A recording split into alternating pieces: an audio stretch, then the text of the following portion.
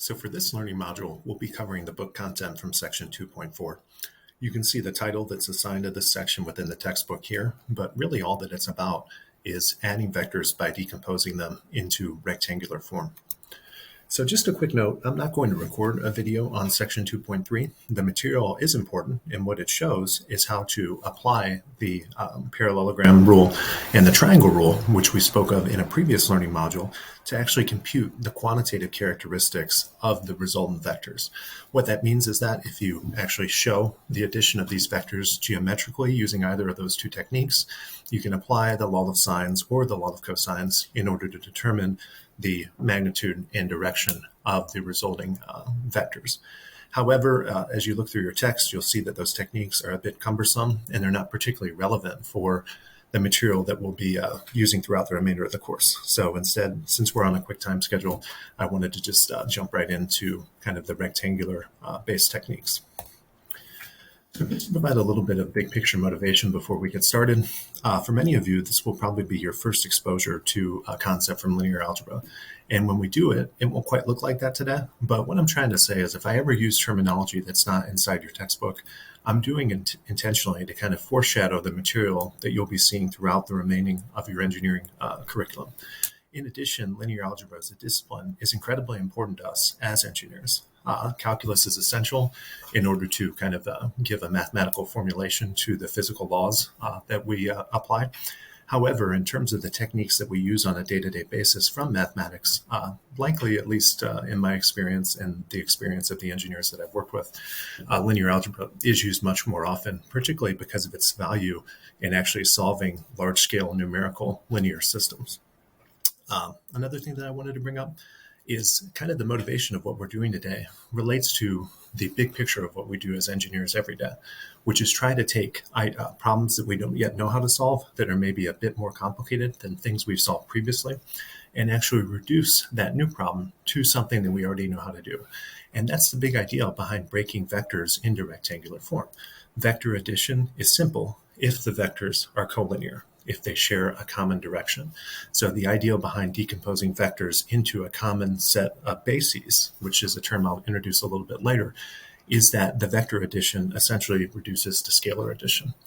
Now, as I covered in the last learning modules, oftentimes in mechanics, it's beneficial to decompose a force along axes that are kind of aligned with a particular problem description. So in that last learning module, I showed you the two rods which were connected at a pin, and we decomposed the force acting on that pin to axes which were aligned with the rods. And what that allowed us to do is understand the internal stresses and strains within those rods. We'll be doing that in very much detail. I think it's 2 or 3 chapters from now. But in general, it's going to be very much more advantageous for us to decompose vectors into an orthogonal or perpendicular coordinate axis system, things like in 2 dimensions, the x and y axis, and as we'll see in the next learning module, in 3 dimensions, x, y, and z axis, because the resulting geometry becomes very simple. It's just right triangle trigonometry.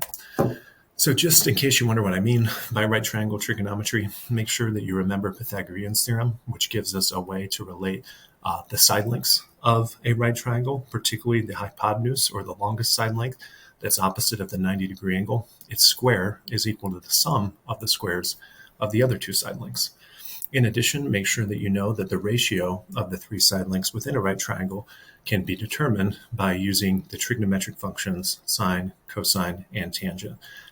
You probably remember the acronym SOHCAHTOA. Just to go over it really quickly, if I have a particular angle A, right, the sine of that angle is defined as the ratio of the side length which is opposite to the angle, which is small a, divided by the hypotenuse. That's what SO means. The sine of A is, sine of big A, I should say, is the ratio of little a to C. In a similar fashion, cos of A is B over C, and tangent of A, opposite over adjacent, is just A over B. So you'll get plenty of experience refreshing yourself on those concepts if they're a bit rusty.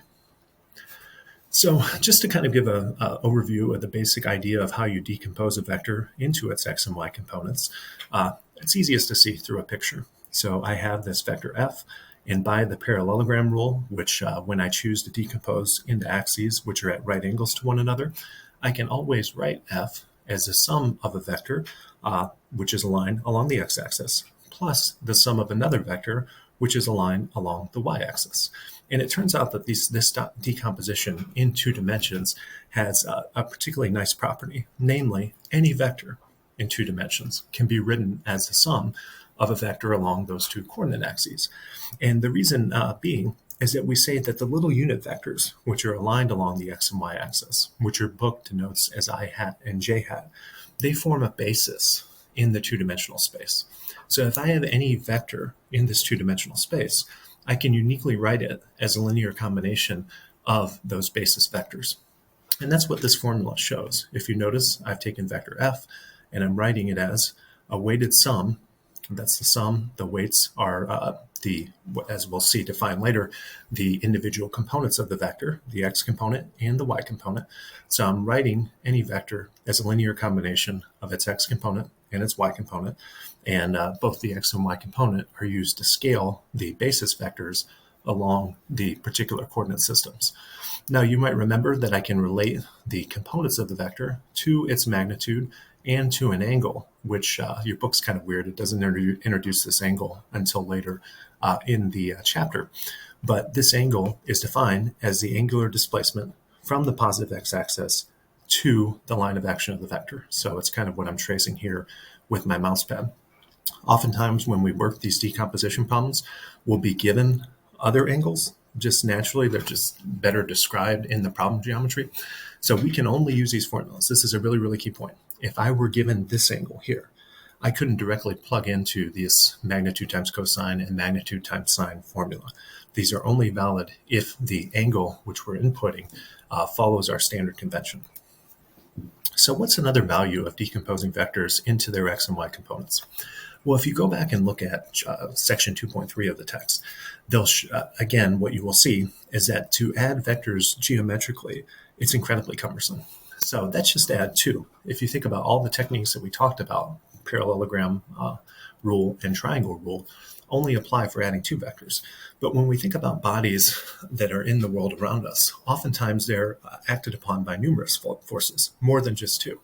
So if we were to rely on geometrical techniques, we would have to use the associative property of addition. And what I mean by that is geometrically add the first 2, take the resultant, add it to the third, take the resultant, add it to the fourth.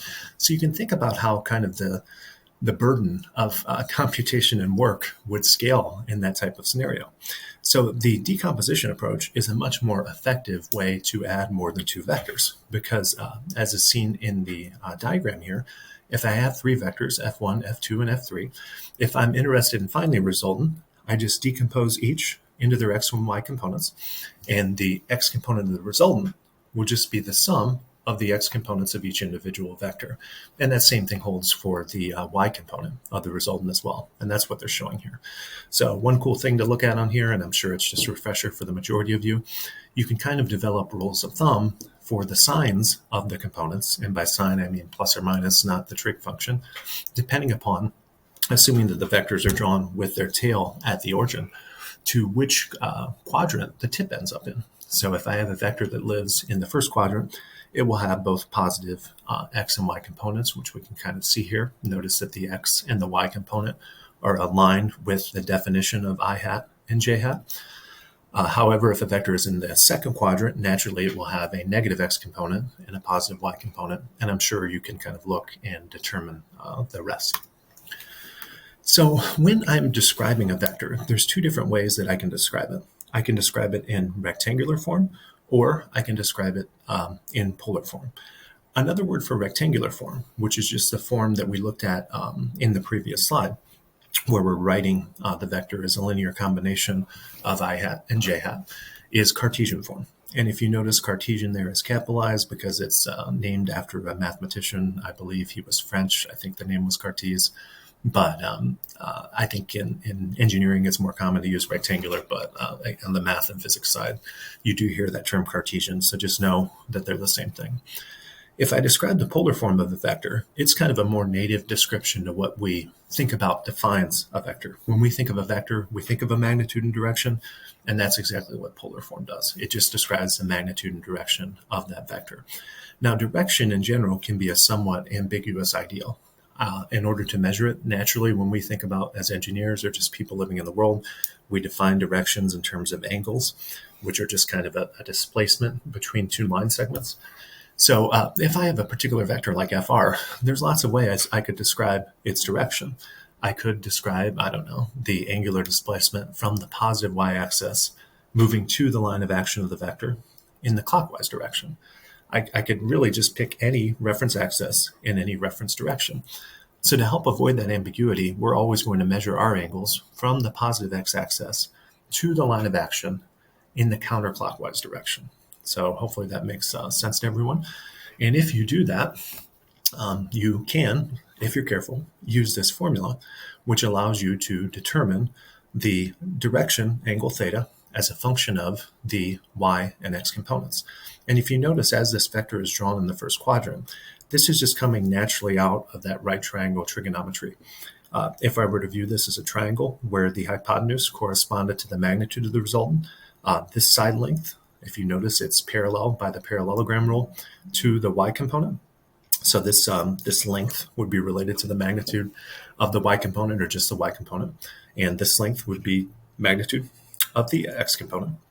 That if I take the tangent of this angle, it would be equal to, since this is a right triangle, the opposite side length, which is just my y component, divided by the adjacent side length. So that's where that formula is coming from. One thing to notice, or note rather, if you apply this formula, you have to ensure that your angle ends up to be in the first or the fourth quadrant.